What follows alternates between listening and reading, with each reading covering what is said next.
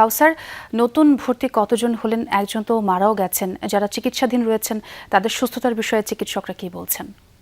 গেল ২৪ ঘন্টায় Barishal Sherebangla medical college হাসপাতালে চিকিৎসাধীন অবস্থায় হামের উপসর্গ নিয়ে আরও এক শিশুর মৃত্যু হয়েছে এবং এ নিয়ে বরিশাল বিভাগে ৫২ জন শিশুর মৃত্যু হয়েছে হামের উপসর্গ এবং হামে আক্রান্ত হয়ে। তবে শুরুর দিকে যে ৩ জন শিশুর মৃত্যু হয়েছিল তখন কিন্তু তাদের পরীক্ষা করা হয়েছিল যে তারা হামে আক্রান্ত হয়েছিল কিনা, তখন কিন্তু সেটি নিশ্চিত হয়েছেন। পরবর্তীতে যে ৪৯ জন শিশুর মৃত্যু হয়েছে কারো কিন্তু আসলে মৃত্যুর পরে পরীক্ষা করা হয়নি।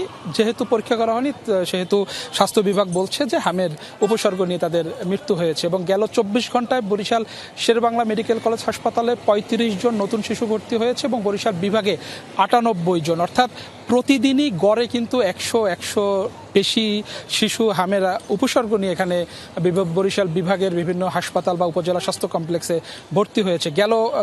গতকালও কিন্তু ১৩২ জন ভর্তি হয়েছিল এবং হাসপাতাল কর্তৃপক্ষ যেমনটা জানিয়েছেন যে আসলে যে হারে শিশু ভর্তি হচ্ছে সেই অনুপাতে কিন্তু বিভিন্ন হাসপাতাল থেকে, বিশেষ করে শেরেবাংলা মেডিকেল কলেজ হাসপাতালে যারা চিকিৎসা নিচ্ছেন এখান থেকে সুস্থ হয়ে বাড়ি ফিরছেন, অর্থাৎ শিশু ভর্তি হওয়ার পরপরই কিন্তু তাদেরকে চিকিৎসার আওতায় আনা হচ্ছে বা আওতায় আনা হয়েছে। এবং যারা হাসপাতালে চিকিৎসকরা রয়েছেন তারা বারবার বলছেন যে শিশুর লক্ষণ দেওয়ার সাথে সাথেই কিন্তু তাদেরকে চিকিৎসকদের পরামর্শ নিতে হবে এবং পরামর্শ অনুযায়ী যে ঔষধ লেখা হয় সেটি আসলে দেওয়ার জন্য। এবং অনেক চিকিৎসক বলছেন যে যেসব রোগীর অ্যান্টিবায়োটিক প্রয়োজন নেই বা ভিটামিন এ ক্যাপসুলের প্রয়োজন নেই সেটি কিন্তু বাসায় খাওয়ানোর ফলে কিন্তু অনেক রোগী কিন্তু গুরুতর হচ্ছে। তাই চিকিৎসকদের পরামর্শ অনুযায়ী শিশুদের চিকিৎসা দেওয়ার পরামর্শ দেওয়া হয়েছে।